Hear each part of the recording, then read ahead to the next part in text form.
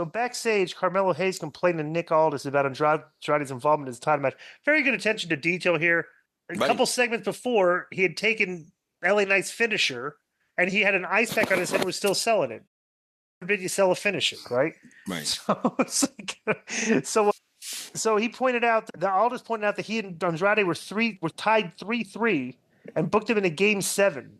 And also said the winner of the match may be in line for U.S. title shot, and Aldis told Hayes not to miss. So then Santos, Escobar, Electra, that his crew come in, and Escobar very logically complained about Hayes and Andrade having a permanent spot in the U.S. title line because it seems like that's all the only two people that LA Knight's been defending against. And Aldis pointed out that Escobar came up short in his match. Escobar said he wasn't just talking about himself and then pointed to Electra and Angel. Aldis said he had a very special team in mind for Angel and Berto, and Aldis said he selected the team they'll face, and if they win, will definitely have proven they deserve a title shot. I like that though, how Taz pointed out that those guys are like, what are you doing here? These guys are like, like, is anybody else gonna get a shot at this? So. Right. So they showed Solo was holding the Ulafala, and Sikoa said Jimmy was looking for an advantage, but he wouldn't get it, and said Jimmy might be big brother, but he's a tribal chief, and Jimmy will acknowledge him. So backstage, Aldis was in between the DIY and the Street Profits were all bickering with each other, and informed them that a new team will be debuting next week. And Aldis saw something in the distance while the teams were arguing. And he looked in the distance, and Kevin Owens was beating the Randy Orton outside, and they basically called for. That was great. Cleared him out and basically called for the medics. But yeah, he beat up. That was earlier. You got a receipt on Orton. Go ahead. Let me just say, when I was looking at the promo between DIY Sue and Montez, Street Profits, bro, Montez just sticks out like a sore thumb, like a star. Mm-hmm. Right. It's like I can't believe they don't do something with him. So Nick Aldis said we got the new tag team debuting next week. So he's obviously talking about the Motor City Machine Guns. That'll be awesome seeing our two guys. Isn't that great? Two guys from the back of the 5 guys in the back of the bus are going to be on the on the thing.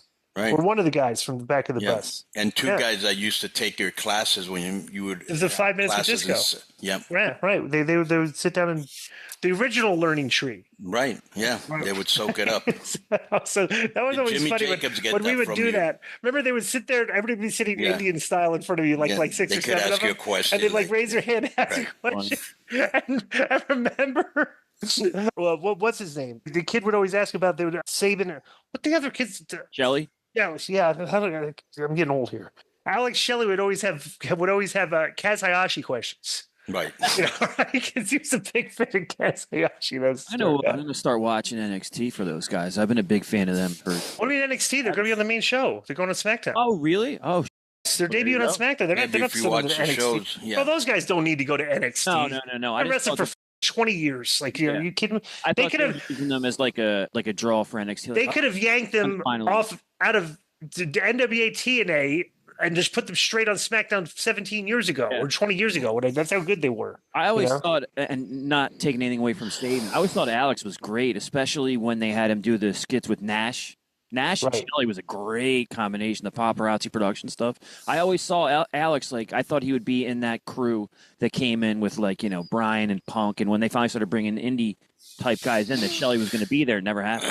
Well, here's the thing. They're not young guys. They're like almost in their probably their 40s right now, right? Had a lot but you don't have to take them from because they take guys on the indies and they put them into the filter system at NXT, bro. When their basic skills are kind of like when they don't sell very well, like you're in the you don't sell very well. We go to NXT, bro. They sell like old school guys. They don't know how to work.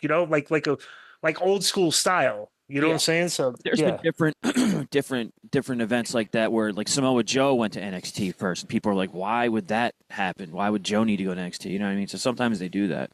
Right. With veterans. BetOnline is the world's most trusted betting platform and your number one source for everything football. BetOnline has every stat, every matchup, and even live odds and spreads to bet on during the games. You think you know your stuff? Well, get in on our $200,000 mega contest and pick 5 games against the spread every week for your chance at weekly prizes and a share of $200K. $200,000. It's ridiculous. When the game's over, head on over to our online casino and get in a game of blackjack or poker or unwind with one of our over 150 slot games. Head to the website today to get in the action. BetOnline. The game starts here. Yo, what's up? I just want to thank you guys for watching this clip. Don't forget to hit the like button, leave a comment, and subscribe. And join our YouTube membership for hours and hours of exclusive, unedited, uncensored content. And being a member will help you get involved in our upcoming live streams. Thank you for your support. Thank you for riding with us. I know you got a lot of other podcast choices, be it wrestling or other ones. And thank you for picking us. Boom.